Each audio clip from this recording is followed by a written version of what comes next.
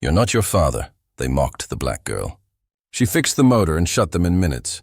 The sun hung low over the small town, its orange light spilling across cracked sidewalks and the faded sign of Henry's Auto Repairs. Inside the shop, the air smelled of oil, rust, and time itself. Dust floated through thin beams of sunlight that slipped in through the grimy windows. The clang of tools no longer filled the room, only the faint sweep of a broom against the concrete floor. Amara, just 16, moved carefully, dragging the broom through the corners, as if the act alone could preserve the memory of the man who once owned this space. Her father, Henry, had been more than a mechanic. He had been a legend, the kind of man people swore could bring a dead engine back to life with just his touch. Even now, months after his passing, his name was spoken with reverence. At the counter, two old men leaned against stools, their voices carrying across the silent shop. "Henry could fix anything," one said, his tone half in awe, half in longing. Didn't matter if it was a tractor, a truck, or some fancy car from the city. Man had magic in those hands. The other nodded, chuckling softly. "True, but his girl? She ain't him. She sweeps floors." That's about it. Their words, though not meant for her ears, landed heavy in the air. Amara's grip on the broom tightened, her chest rising and falling in quiet rhythm. They weren't cruel, but they weren't kind either. To them, she was only Henry's daughter, a shadow of a man she could never live up to. She didn't answer. She never did. Silence was safer, a shield against the weight of their doubt. But when she bent to sweep beneath the counter, her eyes caught the edge of a faded notebook peeking out from a drawer. Later, when the men had left and the shop was locked, she pulled it out carefully as though it were a relic.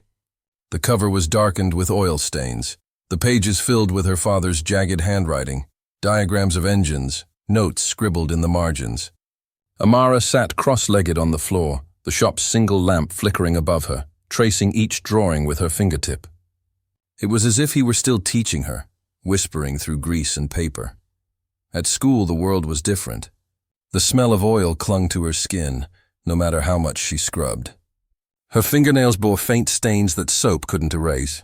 One afternoon in the cafeteria, a group of classmates noticed as she set her tray down. "What's that?" one girl sneered, pointing at Amara's hands. "Looks like you've been digging in the dirt." A boy across the table laughed. "Nah, that's Henry's girl. Thinks she can fix cars." "But guess what? She ain't her daddy." "She can't fix nothing." The words sliced through the air, sharp and deliberate. Laughter followed, bouncing off the walls like cruel echoes. Amara lowered her eyes, her cheeks burning. She wanted to shout, to prove them wrong, but her throat closed up. That night, she returned to the shop, her sanctuary. She spread the notebook across the hood of an old Chevy and studied under the dim lamp. Her lips moved as she read her father's notes aloud, whispering them like prayers. "Engines breathe," she repeated softly. "Fuel in, power out. If you listen close, they'll tell you what they need." She placed her small hands on the rusted metal, imagining his large calloused ones guiding hers. Tears welled in her eyes, but she didn't let them fall. Every page she studied, every bolt she turned in practice, was a silent rebellion against the laughter that haunted her. She wasn't ready to prove herself yet, not to them, not even to herself. But deep inside, a fire smoldered, one she didn't yet understand. The old men could whisper, the classmates could mock, but Amara knew the truth each time she touched the pages of that grease-stained notebook. She was Henry's daughter, yes, but one day she would show them she was also something more. And as the lamp flickered and the shop groaned with the stillness of night, Amara closed the notebook and whispered into the silence. "I'm not you, Dad, but I'm learning." The words hung in the air, fragile yet powerful, foreshadowing a storm that was just beginning to form. The afternoon sun beat down hard on the gravel road as Amara walked home from the corner store. The small brown paper bag of groceries clutched against her chest. The air was heavy with dust, and the cicadas whined from the trees lining the narrow street. Just ahead, laughter rose from a yard where a handful of boys clustered around a motorbike that sat half disassembled, its parts scattered like bones across the dirt. The sound of their voices carried sharp on the wind, mocking, rowdy, the kind of laughter meant to sting someone who didn't belong. Amara slowed, her eyes drawn unwillingly toward them. The motorbike leaned awkwardly on its kickstand, the seat torn, its engine silent and broken. The boys circled it like hunters circling prey, but their attention shifted when they noticed her. Chad, tall and broad-shouldered, with the easy arrogance of someone who had never been doubted in his life, smirked as he wiped the grease from his hands onto his jeans. "Well, look who it is!" he called, his voice laced with challenge. "Henry's girl. Think you can fix this heap just like your daddy?" The others erupted in laughter, some nudging each other, some crossing their arms as if waiting for a show. One of them whistled low. "She probably doesn't even know how to hold a wrench." Another added, "Ain't no place for a girl under a hood, especially not her. She'll mess it up worse than it already is." Amara gripped the grocery bag tighter, her knuckles whitening.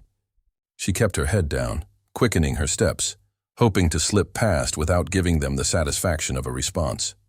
But their voices followed her like thorns pressing into skin. Chad's words cut deepest. "You ain't your father. You'll never be him."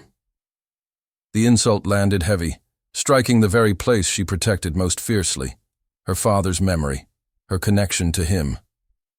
Her chest burned, not from the heat of the day, but from the sting of humiliation. She wanted to scream that she had studied his notes, that she had spent countless nights learning the secrets of engines, that she carried his knowledge in her very blood. But no words came. Silence felt safer than risk, even as it tasted like ash on her tongue. Their laughter swelled again, careless and cruel, as if they'd won a battle without lifting a finger. Amara forced herself forward, her feet crunching against gravel, each step a war between retreat and defiance. The bag grew heavier in her arms, the world around her blurring until all she could hear were those words, "You'll never be him." She stopped at the edge of the yard, her back still to them. Her breath came sharp, quick. Slowly, she turned her head just enough to glance over her shoulder. Her eyes, usually soft with quiet sadness, hardened like tempered steel. She didn't speak, not yet. But her gaze lingered on the broken motorbike, its silent frame almost daring her to step forward. The boys caught the flicker in her expression, but they mistook it for weakness, laughing even louder. Inside her, however, something shifted. The grief she carried, the weight of every whisper and every sneer began to forge into something else, something sharper. Her fists tightened at her sides, nails biting into her palms. The silence she offered wasn't surrender. It was the gathering of storm clouds, the quiet before thunder cracked open the sky. Amara finally turned away, walking down the road again, her spine straighter than before. The laughter trailed behind her, but it no longer pierced as deep. It echoed, yes, but now as fuel, feeding the quiet fire that smoldered within her chest. She didn't need to answer them today. The time would come when silence would no longer suffice, when action would speak louder than words. As the distance between her and the boys grew, Amara whispered to herself almost like a vow, "I am not just Henry's daughter." Her voice was steady, almost defiant, carried away by the hot summer air. For the first time, the ache of grief and the sting of mockery didn't crush her. They sharpened her, preparing her for the moment when she would no longer walk away. The Saturday heat pressed down heavy as Amara approached the same yard where the boys had mocked her days before. The broken motorbike still sat in the dirt, its pieces scattered, its engine lifeless. The boys circled it again, trying and failing to bring it back to life, their laughter filling the air like a cruel drumbeat. Chad, standing tall with his arms folded, looked up as Amara walked by. His grin widened, sharp and smug. "Well, look who finally came back," he said, his voice carrying over the clatter of tools. "Henry's girl. You gonna keep walking this time, or you brave enough to touch an engine today?" The boys laughed, but this time Amara stopped. The paper bag of groceries was gone. Her hands were free. She could feel her pulse in her throat, hear the echoes of every sneer, every whisper. Without thinking, she stepped forward, her shoes crunching the gravel. "Move," she said quietly, her voice almost swallowed by the summer air. The boys froze for half a second, surprised by her boldness, then burst into laughter again. "She thinks she can fix it," one shouted. "This'll be good," another added, already pulling out his phone to record. A few neighborhood kids, hearing the noise, drifted over. Soon a small crowd formed, curiosity pulling them in. Amara knelt by the bike, her fingers brushing the cool metal of the engine. Her hands trembled at first, nerves rattling her bones. She could feel their eyes on her, waiting for her to fail, to confirm what they already believed. Chad leaned against a post, smirking. "Go on then," he taunted. "Show us what Henry's girl can do." The crowd hushed slightly as Amara reached for a wrench lying in the dirt. The tool felt heavy in her hand, heavier than it should. She bent down, loosening a casing. The first click of the wrench echoed like a gunshot in the silence. Whispers spread. "She don't even know where to start," one boy muttered. "Bet she breaks it worse," another added. Amara's brow furrowed, sweat already forming at her temples. She worked carefully, remembering nights in the shop, her father's notebook open under the dim lamp. Every bolt she touched, every part she shifted, reminded her of those quiet hours. Still, her body shook with the pressure. When she reached a rusted bolt that refused to move, her hand slipped. The wrench clanged against the frame, the sound sparking laughter. "See?" Chad said loudly, stepping closer, his shadow falling over her. "She don't know what she's doing. Just like I said." His words drew another round of laughter, but this time Amara didn't flinch. She closed her eyes, breathing deeply. In her mind, she heard her father's voice, calm and steady, the way he'd always sounded when she was a child watching him work. "Engines are just like people, Amara," he had once told her. "Listen long enough. They'll tell you what they need." Her trembling slowed. Her grip steadied. She leaned in closer, touching the engine, listening not with her ears, but with the patience her father had taught her. And there it was, the subtle clue, the faint misalignment of the chain, the clogged carburetor starving the engine of breath. She exhaled slowly, her determination solidifying like steel. She set to work with renewed focus. Click, click. Each turn of the wrench silenced another whisper. The crowd shifted uneasily, watching her hands move with precision. She fought the rusted bolt again, this time steady and relentless, until finally, with a sharp crack, it gave way. The sound snapped through the yard, wiping the smirk from more than one face. Still, Chad wasn't done. He crouched low, his voice a venomous whisper near her ear. "Don't get cocky. One mistake and they'll never let you live it down." Amara didn't answer. She kept working, sweat dripping down her face, staining her shirt. Every movement felt like defiance, every adjustment like reclaiming a piece of her father's legacy. The crowd grew quiet, the earlier laughter fading into uneasy murmurs. They leaned in, watching the girl they had dismissed as a joke handle the machine with a confidence that didn't match her years. Her small hands moved with memory and instinct, the way a musician might play an old familiar song. When she finally leaned back, wiping the sweat from her brow, the silence was thick enough to cut. The bike sat reassembled, its faults corrected, waiting. Amara's chest heaved with exhaustion, her fingers raw from the work. She rested her hand lightly on the handlebars, her eyes locked on the ignition cord. Around her, the boys shifted nervously. No one was laughing now. The air felt heavy, charged with suspense. Success would shatter their ridicule, but failure would confirm every cruel word they had ever thrown at her. Amara took a slow breath, her father's voice steady in her heart. "Listen long enough. They'll tell you what they need." She reached for the cord. Amara's fingers lingered on the ignition cord. The air so still that every heartbeat seemed to echo in her ears. The crowd leaned forward as one, breaths caught, waiting for the moment that would either crush her spirit or crown her with something greater than pride. With a steady inhale, she gave the cord a sharp pull. The engine coughed, a dry, hollow sound, spitting a puff of smoke before dying into silence. Laughter exploded instantly, cruel and triumphant. "Knew it," one boy shouted. Another slapped Chad's arm, cackling. "Told you she was all talk." The yard shook with their voices, the sound stinging Amara's ears like 1,000 needles. Her stomach churned, but she didn't flinch. She tightened her grip, her jaw set like stone. She pulled again. The bike sputtered longer this time, rumbling weakly before choking out once more.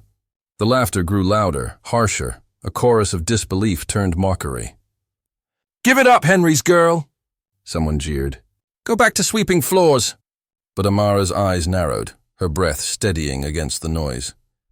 She wiped the sweat from her brow with the rag tied around her wrist, the same rag her father had used countless times.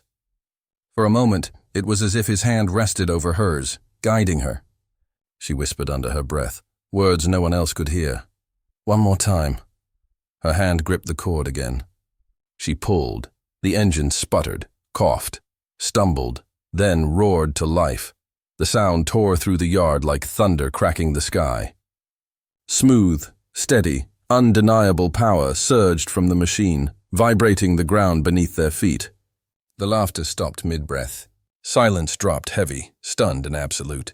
Jaws hung open, eyes widened. Even the cicadas seemed to pause in the trees. Amara's chest rose and fell, her eyes glistening not just with pride but with something deeper. Release. Years of whispered doubt, of sneers and mocking laughter, lifted off her shoulders with the rhythm of that steady engine. Her father's voice echoed inside her, not in memory this time, but in presence. She had not just proven them wrong, she had proven herself right. She didn't gloat. She didn't need to. She stood slowly, wiping her greasy hands with the rag at her wrist. The gesture was quiet, reverent, her only acknowledgement of victory. Her face carried no smug grin, only the calm satisfaction of someone who had fought a battle, not with fists or words, but with patience and skill. Chad stepped forward, his smirk gone, replaced with a twitching jaw. He tried to cover his embarrassment, muttering, "Well, it was almost fixed already. Anybody could have..." But his words trailed off, drowned by the steady hum of the engine and the murmurs rippling through the crowd. "She fixed it," someone whispered. "She really fixed it," another answered. Awe threading through their voice, the words spread like wildfire, passing from mouth to mouth, growing stronger with each repetition. The same voices that once mocked now carried wonder, almost reverence. Boys who had bet on her failure now stared at her with reluctant respect. Younger kids in the back watched with wide eyes, seeing in her something they hadn't seen before. Possibility. Chad's excuses fell flat against the weight of what everyone had just witnessed. His posture slumped, his face flushed, but he couldn't deny the truth. The evidence roared at his feet, undeniable, alive. Amara stepped back from the bike, the hum of the engine steady in the air like a heartbeat reborn. She looked at it, then at the crowd, her gaze steady but soft. She didn't need to speak. Her silence said more than words ever could. She was not just Henry's daughter. She was Amara, her father's legacy, her own strength, both living in the same heartbeat. For the first time, the world wasn't laughing at her. It was listening, and as the crowd stood in stunned silence, the image of the girl who had been mocked for her greasy hands and quiet ways shifted forever. She had taken their jeers, their scorn, their disbelief, and turned it into the spark of triumph that lit not just an engine, but a legacy reborn. The motorbike's steady hum lingered in the air long after the shock had settled. Its engine purred like a heartbeat reborn, and the yard that once rattled with cruel laughter now sat in silence. One by one, the boys who had mocked Amara began to shift uneasily. Their bravado had drained, leaving them hollow. Chad, who had led the jeers with his wide grin and sharp tongue, now avoided her eyes altogether. His smirk was gone, replaced with the uneasy shuffle of someone whose power had been stripped away in front of everyone. "Come on," he muttered, forcing a shrug as if none of it mattered. "It's just a bike," but his voice cracked under the weight of his own embarrassment. The boys followed his lead, scattering into the dusk, their laughter gone, their pride bruised. They didn't dare glance back at the girl they had ridiculed. The small crowd that had gathered lingered, whispering in tones different from the ones Amara had known all her life. Their words weren't sharp or dismissive. They carried awe, surprise, even respect. "Henry's daughter," one man murmured, shaking his head slowly. "She's got his gift." Another woman leaned to her neighbor, her eyes still locked on Amara. "Maybe more than that. Maybe she's making her own way." Amara stood still, her hands greasy, her chest rising and falling as the engine idled. The murmurs washed over her, but they didn't fill the ache in her chest. Her father should have been here. He should have seen this moment, should have stood beside her with that quiet smile of his. The victory tasted sweet, but the sharp edge of absence cut deeper than the cheers could heal. She reached down, turning the key to silence the bike. The engine coughed once, then fell quiet, leaving the world around her wrapped in dusk and stillness.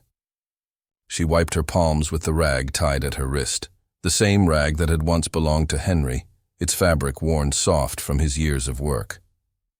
For a moment she just held it there, pressed against her face, breathing in the faint ghost of oil and time. Lifting her eyes to the horizon, Amara saw the sun dipping low, painting the sky in streaks of orange and purple. The light stretched long across the ground, and in that glow, she felt the weight of both loss and love. She whispered, so softly that only the fading day could hear her. "I'm not you, Dad, but I carry you with me." Her words trembled, but they carried truth.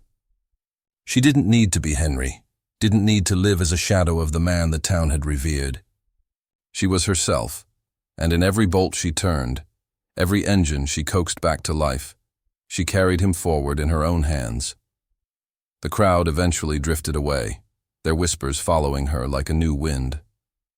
For the first time, Amara felt something shift in the air.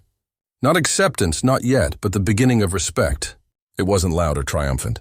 It was quiet, like her, but steady, like the hum of an engine finding its rhythm.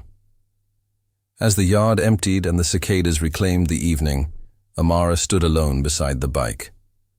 The silence of the mockers was not just her victory, it was her father's voice, finally heard through her own. And though the ache of his absence would never leave her, neither would the fire he had lit. The sun rose slow and amber over the sleepy town, its light spilling across cracked sidewalks and the faded sign above the old mechanic's shop. The wood bore the weight of years, letters nearly erased by dust, Henry's repairs. Amara stood before it, rag in hand, her breath trembling with memory. She reached up, wiping gently, each motion stirring echoes of laughter, of grease-stained hands, of a father who once breathed life into engines and into her heart. As the dust cleared, Henry's name re-emerged bold against the wood. Amara's throat tightened. She could almost hear his voice. "Don't just see what's broken, baby girl. See what it wants to be again." Tears shimmered, but her hands didn't falter. She dipped a brush into fresh black paint, and beneath her father's name, added her own and Amara's repairs. The paint glistened in the morning light, two names united, past and present. Amara stepped back, chest rising with something deeper than pride. It was belonging. That afternoon the shop came alive. The squeal of hinges, the scent of oil, and the hum of an engine warming under her care wove together like music. Children pressed against the doorway, their eyes bright. "Miss Amara," a small boy whispered, "can you show me how it works?" She smiled, kneeling to his level, her father's rag tied around her wrist. "Engines are like people," she said softly. "You listen to them long enough, and they'll tell you what they need." The boy nodded, awe shining across his face. A lesson not just about machines, but about patience, respect, and care. Soon, women from the neighborhood came, some carrying heavy hearts alongside their broken cars. They trusted her in ways the men never had. "Henry's girl, huh?" one woman said as Amara tightened a belt. "He'd be proud." Amara paused, breath catching, then smiled faintly. "I hope so." Even the men began to come, though pride weighed them down. Chad, once the loudest mocker, stood stiff in the doorway one evening, helmet in hand. His motorbike coughed and sputtered behind him. For a long moment, silence stretched. Then, without mockery, he muttered, "Can you take a look?" Amara wiped her hands, eyes steady. She didn't gloat, didn't sneer. Instead, she simply nodded. "Roll it in." The boys who once laughed now watched in quiet respect as she worked. Chad stood awkward, shame flickering across his face. But when the bike roared back to life, he managed a single word. "Thanks." It was not loud, but it was heavy. Word spread. At the diner, old men once known for their whispers leaned across their coffee mugs, telling new tales. Henry's daughter, She's got his gift, maybe more. The town, once doubtful, began to shift, and in the evenings, when the work was done, Amara sat alone in the shop. She'd rest her hands on the workbench worn smooth by her father's palms. Above it hung a framed note she'd written, "You are not the shadow of those before you. You are the fire they lit, carried forward in your own hands." Sometimes she whispered it aloud, as if offering the words back to him. One golden evening, the motorbike she had once resurrected sat waiting. Amara swung her leg over, the leather seat creaking beneath her. The kids cheered as she kicked the ignition. The bike growled, steady and strong. She rode slowly down Main Street, the wind carrying her braids, the shop sign gleaming behind her. For the first time, the townsfolk didn't see Henry's daughter. They saw Amara, her own fire, her own legacy. And in that fading light, with the road open ahead, she carried not just her father's name, but her own, stitched together in one story of love, resilience and rebirth.